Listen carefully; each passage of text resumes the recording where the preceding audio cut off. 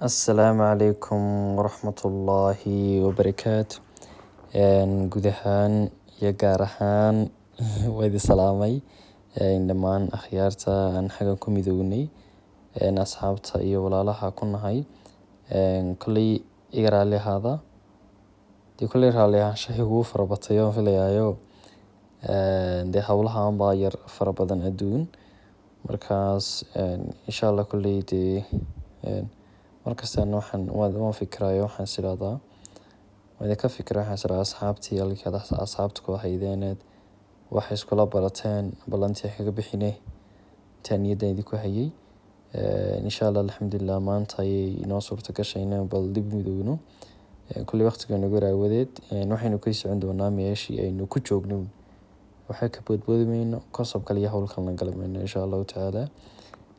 Waayahay waxaynu ku joognay maalmihii ugu dambeysay GI-ga soo maraynay waxyaa fiican baynu soo qaadanay waxaan soo dhameynay structure-kii anatomical duwaha iyo xogaa functional aan soo yaacinay insha Allah maanta waxaan rajeynayaa inaynu bal kosob soo geli doono halkii ugu dambeysay cishadii dhaweeytay wali haddaad fiidiyoodii kuwan ka horreeya soo daawatayna waxaan filayaa inaad si fiican la socon doonto. Waxaynu maanta ka bilaabi doonaa secretory function of GI. GI-ga waad ka garanaysaan oo saddexda kalmood wax loo soo gaabshay gastrointestinal tube baa loo soo gaabshay ama tract markaas oo meeshay cuntadu maraysay habdhiska dheefshiidka ay ahayd waxaan af Soomaali ahaan waxaan baraynaa maanta habdhiska dheefshiidka shaqadiisa waxyaabay soo sii daayay secretory function shaqooyinka wax soo sii deynta leh jirkeenu wuxuu leeyahay meelo wax soo sii daaya secretory la yiraahdo meel kasta wax xidhiidhiso meesha waxbay soo sii deynaysaa waa secretion waa secretory wax soo sii deeyayaal baa la yiraahdaa marka functionka ay qabtaan baynu eegi doonaa waxyaabo la soo sii deynayo iyo functionka ay qabanayaan baynu eegi doonaa halkaynu joogno halkii waa GI-gii waa habdhiska dheefshiidka ee cuntada. Waayahay aan ka soconno secretory function of GI baynu bilaabeynaa. The primary product of GI are meesha ugu primary-ga ugu horeeya secretory productska productyada GI-ga lagu sii daayay waxaan bay noqonayaan waxyaabaha primary-ga la soo sii daayo intan weeyaan waxa ugu badan waa enzymes lagu sii daayo GI-ga productska ugu badan ee lagu sii daayo GI-ga waa enzymes labo waa hormones waa GI hormones gastrointestinal hormones waa dhammaan hormones lagu sii daayo GI-ga kuwaasoo shaqooyin qabta oo in arki doona hay'adda degine mucus way soo daayeen ama soo daayeen fluid wax mataqaana meesha jilcinayo kale ay soo sii daayaan sababtoo maadaama cunto iyo wax adag iyo wax jira sameeyto marayaan waxay soo daayeen electrolyte bay soo sii daayeen fluidskaas hydrochloric acid baa soo sii daaya sodium bicarbonate la soo sii daaya intaasba iyagu malgo sii daaya maxay waa productska lagu sii daayo GI-ga. Waayahay haddaba glandis baa jira waxa soo saartay enzymeska hadday noqoto hormone hadday noqoto hadday mucus noqoto hadday hydrochloric acid noqoto hadday sodium bicarbonate noqoto hadday electrolyte noqoto waxa soo daaya glandis baa soo daaya glandiska maxay noqonayaan goblet cells uu jira oo soo sii daaya mucus producing glands goblet cells magaciisa la waa glandada soo sii daaya English waxa ka dambeeya akhriya waa glandiska soo sii daaya soo sii daaya mucus kan hadda ku soo sheegnay Brunner's gland baa jira iyaguna waa gland mucus waa kuwa mucus iyaguna soo sii daaya Brunner's glandku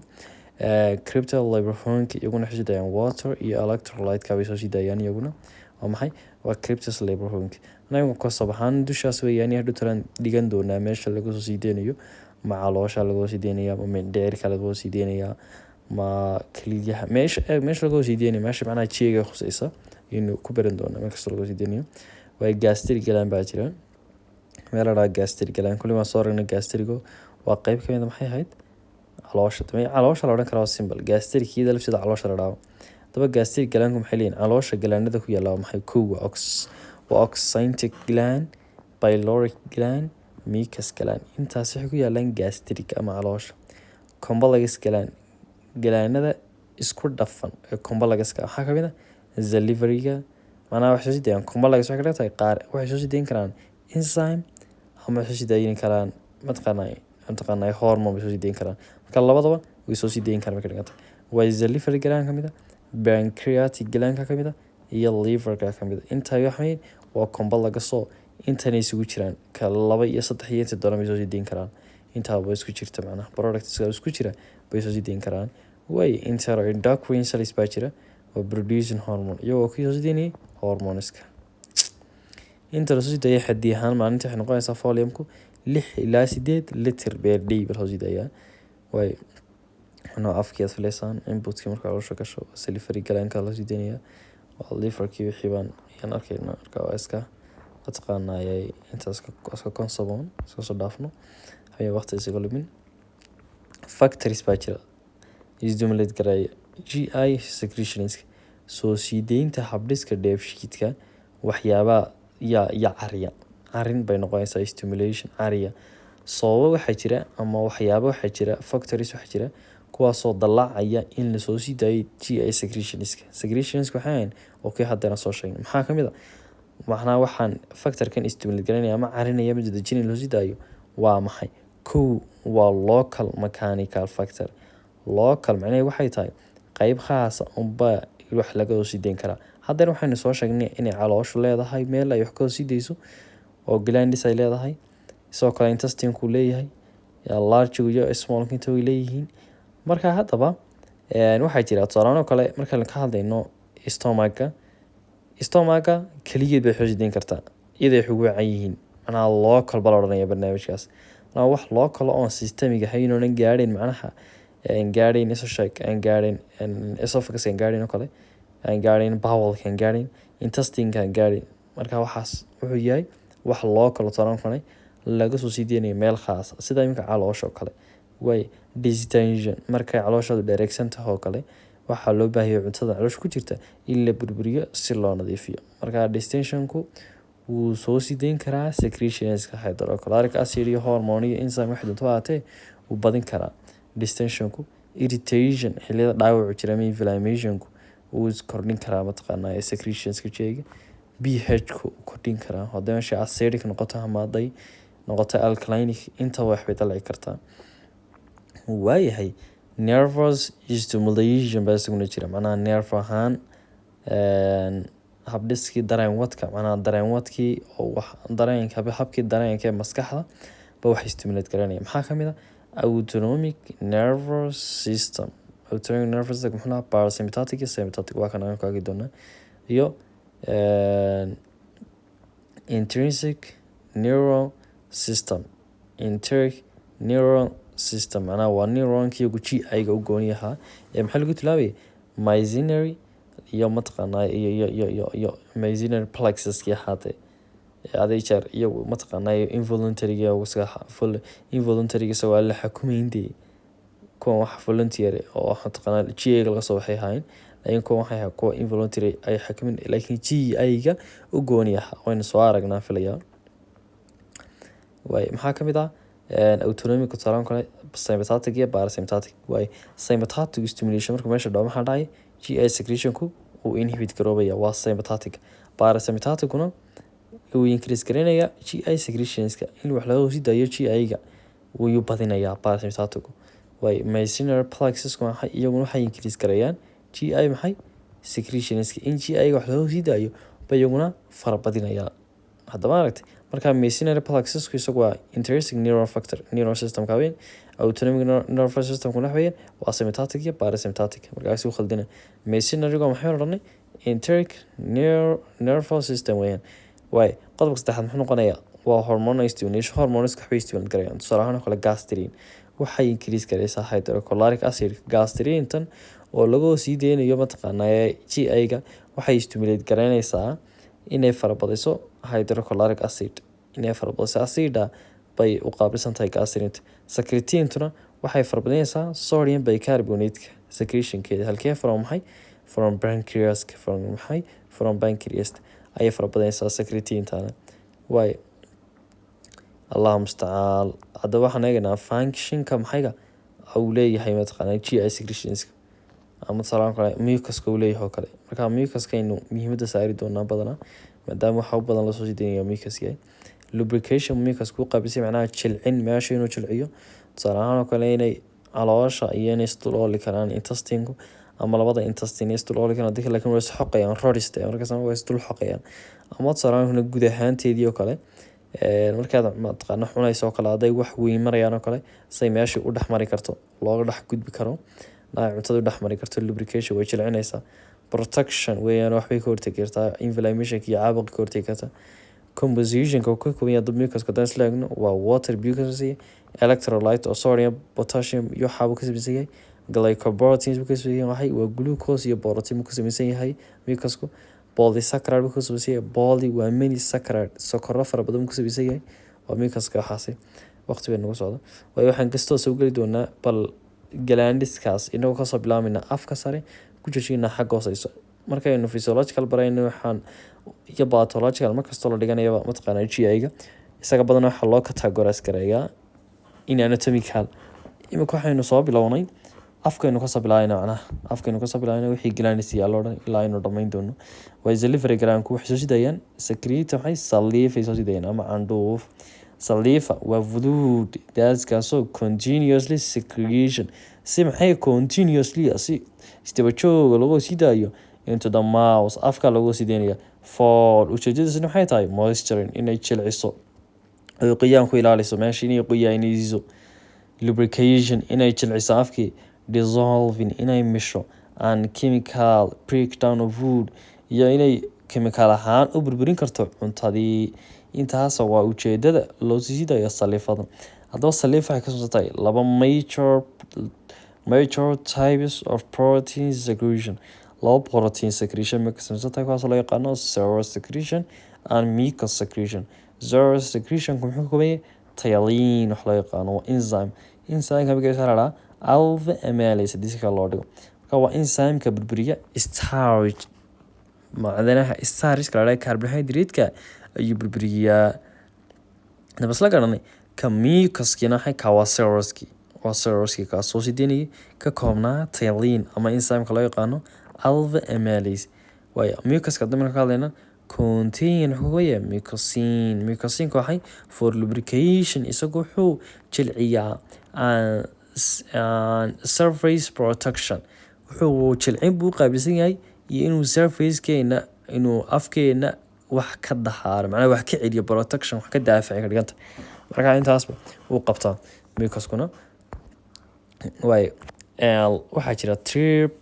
laba malo kala qaybin horta salivary glandka qaar extrinsica iyo qaar intrinsica qaar gudaha ku jira intrinsica iyo qaar dibadda soo baxsan oo extrinsica kuwa extrinsica doo maxay noqonaya waa kuwii caanka isla garaynay parotid glandki submandibular glandki sublingual glandki parotid glandka oo ku yaala earka macnaha dhagaha hortooda ku yaala keer hooseyana anterior inferior buu ka xigaa dhagaha submandibularkuna waa kuwan ka hooseeya lafta mandibularka sublingualkuna waa kuwan ka hooseeya sub waa hoos markaas lingual nooca carabki meel kastood ku aragto tilmaajo karto sub ku aragto waa hoos lingual nooca carabki waayo extrinsic maxay noqonaya ku hadda extrinsic haddii kuwa yihiin intrinsic muxuu noqonaya iyagoo qaar khaas maxabad khaas weeyaan waa buukal galaan kuwan ku yaala maxay kuwan ku yaala mataqaanaaye isa sheeg dhabanada ku yaala scattered throughout the oral mucosa macnaha oral mucoska badanaa u daboola functionka haddaba salifada waxay waa cleanse the mouth inay afka nadiifiso moisture and dissolve for food chemicals inay jilciso ayna mataqaanaaye misho dissolve ay misho food chemicalada cuntada ka kooban aid waxay gargaartaa in polyps formation cuntada inay sameyso tusaale ahaan oo kale markastood wax cunto oo kale ama yar adag oo kale wadigan qoynaya cuntada iyadoo qoyan oo sameysan baad liqaysaa way contain waxay kooban tahay enzymes daadkaasoo break down jajabiya starch anaga soo sheegayna hadar tole kuwii serouska ahaa tyalin taystay ama wixii loo yaqaana alpha amylase u qaabilsanaa inay starchka burburiyaan waayahay waxay ka kooban yihiin antimicrobial agent for protection saliifadan haddaba waxay ka kooban tahay lagu yidhi antimicrobial waxyaabo anti ku ah macnaha haddaad markasti anti ku aragtahay waa wax kasoo horjeeda weyaan marka anti waxyaabo ku ah microorganisms waxay noqonayaan bacteria noqon karaan it could be virus it could be fungus it could be parasite it could be bacteria it could be helmet waxaasoo dhan bay noqon karaa antimicrobial dad maqashaba microorganismska laga hadlayaa ay daba inaga hortagaan markaasay ilaalinayaan protectionka ay iska caabin waayahay haddaba saddexdii baan dib yar jallaacaynaa macnaha yar eegnaa daba kasoo badan kuwas jira kuwii extrinsic ah extrinsic glands of maxay saliva of mataqaanaa salivary gland baynu eegi doonaa waay kuwa ugu horreya waxay noqonayaa waa parotid gland. Parotid glandku located waxay dhacaan inferior and anterior to the ears between skin and the mesteric muscle. Waxay dhacaan mataqaanaa parotid glandku inferior hoosta and anterior horaanta qeybta hoose ee ka yar horeysa dhegaha. Hoos ka horeysa dhegaha ayay dhacaan inta u dhaxaysa skinka macnaha meeshay dhacaan anatomical ahaan gudaheedu waa skinka dubka sare waxay u dhexeeyaan masalka loo yaqaano meseric muscle oo ka mid ah maskalada markaad wax calalanayso aad dareento markaad wax calalanayso 3-4 minuut wax laga dareemaa markaa imika uma socono waxaase maskalka hadaba la dhahan meseric muscle-ka ayuu hadaba dhexdhacaa isaga skinka ayuu dhexdhacaa parotid gland-ka macnaha laga helaaban ujeeda. They secrete waxay soo sidayaan saliva into the mouth afkay soo dhigan inta saliva soo sidayaan iyagoo u marinaya lagu leeyahay parotid duct ductiga loo yaqaano parotid duct. waayahay ama ka laba loo yaqaano isthmus duct baa loo yaqaano ductkaasoo pierce the barometer muscle to open secondary maxillary molar kuwaasoo dabeetana usii furan baa lagu yihi muscleska ilaa xagga dambe ee second maxillary molarska gowsaha ugu dambeeya gowska ku xiga labaad gowska ugu dambeeya ku xiga labaad molar baa loo yaqaanaa gowsaha labada gowsa u dambeeya saddex gows u dambeeya mataqaanaa mid ka mid ah molares baa loo yaqaanaa labada horeysana waxaa loo yaqaanaa saddexda horeysana waxaa loo yaqaanaa premolar baa loo yaqaanaa ka molareska labada u dambeeya waliba ka secondka ka labaad ka ugu dambeeya ka ku xiga baa mataqaanaa kusoo siidaysa waxay soo siideynaysa parotid gland-kani. Way submandibular kuwii ka hooseeyey glandiska ka hooseeyey mandibular waxaa laga helaa beneath hoosta the base of tangio carabka ayaa laga helaa in the posterior part of floor of mouth qeybta dambe posteriorka macnaha godka dambe ee afka basoo laga helaa. way ductigooda waxay kusoo sidayaan meel loo yaqaano submandibular duct ama Wharton duct waxayna u furan yihiin base of lingual frenula. Lingual frenula waxa weeyaan markaad carabka kor u qaado carabka kor badan qaado halkaas xarig yar ama wax yar oo dun yar oo hoos ku xidhan markaad duntaas la dhaha lingual frenula la dhaha xagaas ku sii daaya submandibular kuna mataqaana lingual kuna waxay dhacaan superior qaybta ka sareysa to the submandibular gland ka sareeya their ductiga dhaxla lesser sublingual baa la ama Rivinus baa duct waxayna u furan yihiin baa lagu leeyahay floor of mouth gutaanka afka waa meesha ka hooseysa afka ka hooseysa weyn meeshan gudan markaad dad carabka kor u qaado oo kale meeshan gudan ee ka hooseysa carabka meesha la floor of mouth. waayahay kasoo gudub waa structure-kiisii meesha ku yaalo akan parotid gland-ku akan parotid gland-kii waxaas muxuu noqonayaa sublingual submandibular waa kan sublingual ka carabka ka hooseeya waxaas ma la fahmay. daily secretion of saliva inta lasoo sii deynaya maalinta waxay noqonaysaa 1,000 ilaa 150 milliliter per day baa soo sii deynaya. Secretionkeedu soo sii deyntani is controlled waxaa control by maxay nervous parasympathetic stimulation kaasoo increase gareeya salivary output isagoo secretion gareeya. nervous systemka kaloo yaqaano parasympathetic waxa dejiya baa mataqaana markasta dalaacaya secretionska in lasoo sii daayo wax kastoo jiiya khaas ahaan salivada isagoo dalaaca. Chemical stimulation-ka talaanka markaad wax dhadhamiso kale dad cunto yaroo dhadhamiso kale waa kan saliva kaasoo yaacaysa ama biyo kaasoo yaacaya kaasna waa maxay way stimulate garayaan salivada. Mechanical stimulation hadduu gudaha ka jiro ama dhaawac kugu dhacay ama wax kale kugu dhacay uu soo maxay uu soo sii deysmayaa ama haddaad cunayso kale wax jebinayso kale uu soo sii deysmayaa. Psychic wax jebinta waxaa ka wada dad cunto macnaha af ku qaadato waad calaliso waa salivadu soo sii deysmaysaa waaye sidoo kale psychic stimulation psychological ahaan bay usoo daadan kartaa mataqaanaa salifadani markaad wax ureyso kale adoo gaajoonay dad cunto afka saa ugu raacdo kale macnaha carabka maxaan jeedaa indhaha aad saa la raacdo oo taa u eegto dhibaytana markaad taa u aragtay smell ood uriso uray ku soo gashood neefta saa u qaadato maybe waxaa laga yaabaa inaad salivation garayso inaad salivation samayso zaid aragtida soo kale markaad aragto kale waad soo kale waad dareerin kartaa dareerin baa inagu naqaanahay hearing about food inaad cunto maqasho kale cunto la waxayna kale waad dareerin kartaa intaasoo dhanba waxay stimulate gareyn karaan ama kordhin karaan in soo baxdo salifadii waaye source and composition of secretion of saliva meelaha laga helo sourceka laga helo iyo compositionka waxyaabay ka kooban yihiin salifadu maxaa kamid ah secrete waxaa laga sii daayaa from source and mucous cells of the salivary gland waxay soo sii daayeen lagu leeyahay fluido isugu jira salisa isugu jira la dhahaa laba salis oo isugu jiro ayaa ku yaala salivary gland loo yaqaano cells iyo mucous cells kuwa soo sii daynaya maxay soo sii daynaya salifada 97 to 99.5% of salivadu waa water ana waa biyo hyperosmotic weeyaan ay keelihiin mataqaan electrolyte oo fluidka ku badan slightly acidic wax yar bay acidic xigaan solution wuxuu ka kooban yahay macnaha astaamahooda inaysan weyn electrolyte waxaa ku jira sodium potassium chlorine phosphate bicarbonate intaas waxay ku jiraan maxay containing-ka ama waxyaabo ka kooban yahay maxay salivary secretionku sidoo kale digestive enzyme ka samaysan yahay sida salivary amylase enzyme loo yaqaano proteins buu ka samaysan yahay mataqaanaa soo sheeg inay salifadu sida enzymeka waxaan jeedaa mucosinka iyo lysozyme-ka iyo diphosine-ka and immunoglobulin intaasba waa proteins kuwaasoo laga helo afkeen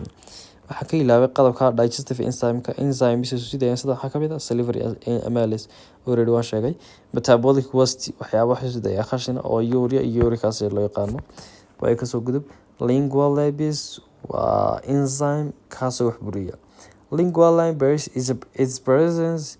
in cells from upper gland balada magaciisa ka labaad waa waxyaabo seero soo sidaya kiyor waxay ahaan cells iyo mucus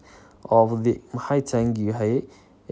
where it localized zymogen granula halkaas oo ay bukley ay ku magacaaban yihiin zymogen granules waa granulo macnaha lingual libasesku waxa ay yaalaan sida loo sheegay carabkay yaala waa glands agaarka carabka yaala kuwaas oo meel degan halkaas degan iyagoo ah zymogen granula zymogen waa waxyaabaha ku kaydsan atqana lingual libaska enzyme-ka markuu wax burinay human libase provide from lingual source gland or gastric human libase-ka badanaa waxaa laga helaa waa lagu leeyahay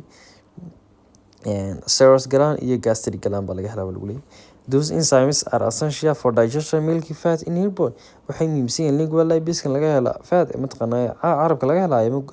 ama laga helo mataqaanaa cunihii laga helo afkeena mouthkeena wuxuu u saacidayaa inuu ilmaha yar burin karo milky fat cuntada la dufanka xilliga uu yaryahay because contrary other digestive libases pancreatic or milk digestive libate your lingual and gastric libases can penetrate the milk fat globule and initiate the digestive process haddaba kuwa kale awood ma leh ay ku dhexgali karaan fatka kuwaasoo ay ku burburin karaan fatkaas mataqaana milixda leh sidaa daraadeed